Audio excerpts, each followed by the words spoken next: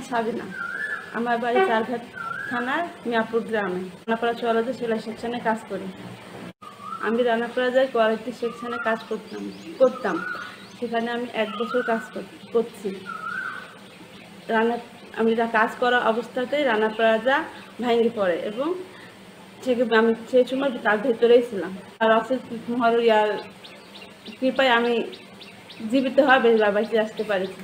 যখন রানা প্লাজার বিল্ডিং যখন ভাঙে তখন আমি ওখানেই ভেতরে ছিলাম। আমি সেখানে রানা প্লাজাটা ছিল তো 9 তলা বিল্ডিং, 9 তলা থেকে 10 তলা বিল্ডিং চলছিল, আর আমি ছিলাম 3 তলায়। সেখানে বিল্ডিং যখন ভাঙে তখন আমি সেই সময় সবাই দৌড়াদৌড়ি করছে। দৌড়াদৌড়ি করার পর আমি বিল্ডিংটা 5 তলা থেকে বোঝা যাচ্ছে যে বিল্ডিংটা ভাঙে যাচ্ছে। তখন যে আমি একটা টেবিলের তলে লুকাই, তারপরে ওখান থেকে বিল্ডিংটা ভাঙা শেষ হয়ে যায়। তখনকার সেখানে থেকে পায়। আর তখন মানুষ সবাই চিৎকার করছে। আমি নিজে বাঁচার জন্য অনেক চিৎকার করছিলাম, কিন্তু তারপরে মানুষ জানতে পায়, সেই পরে এসে আমাদের উদ্ধার করে। রানা প্লাজা থেকে ফেরত আসার পরে, রানা প্লাজা ভাঙার বাঁচে আসার পরে আমার বাড়িতে উপার্জনের কোনো লোক ছিল না, একমাত্র আমি ছিলাম। আমার 2 মেয়ে এবং আমার মা ছিল সাথে। তখন আমার সংসার একটু কষ্টে চলছিল। তারপরে আমার আগে জানতাম যে আমাদের বাড়ির পাশে একটা চুয়ালজ আছে। আমাদের চুয়ালজ আর বাড়ির দূরত্ব প্রায় 2 কিলো। সেখানে আমি যাই, তারা আমাকে প্রশিক্ষণ দিয়ে কাজ দেয়। আমি রানা প্লাজাতে 4,000 টাকা ফিক্সড বেতন ছিল এবং ওভারটাইম টাইম দিই 8,000-7,000 টাকা উঠতো।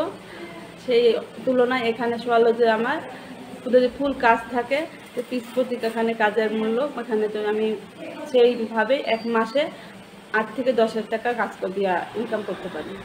তার কাজ ছিল মানে টাইম টু বাই টাইম। ওখানে টাইমের একটু 19-20 হলে তো বেতন কাটা, ওভারটাইম কাটা এইভাবে যেত।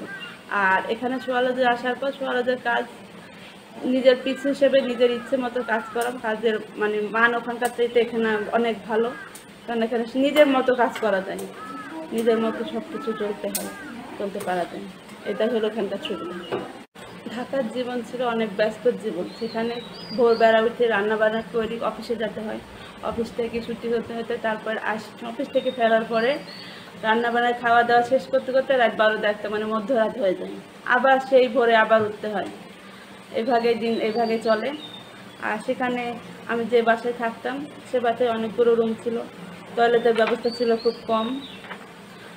আর ওখানে একটু ভালো সমস্যা হচ্ছিল।